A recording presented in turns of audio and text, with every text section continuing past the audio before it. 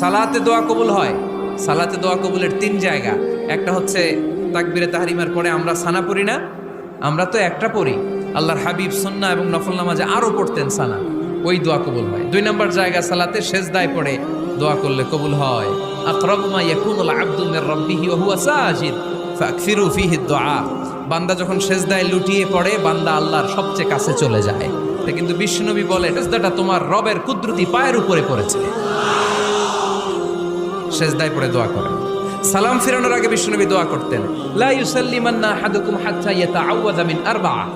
আল্লাহর হাবিব বললেন 4 জিনিস থেকে পানাহ না আছে আমার কোন উম্মত যেন সালাম না ফিরায়। তারা যেন পড়ে আল্লাহুম্মা ইন্নী আউযু বিকা মিন আযাবিল কবর, আউযু বিকা মিন আযাবি জাহান্নাম, আউযু বিকা মিন ফিতনাতিল মাহইয়া ওয়াল মামাত, আউযু বিকা মিন ফিতনাতিল মাসিহিদ দাজ্জাল।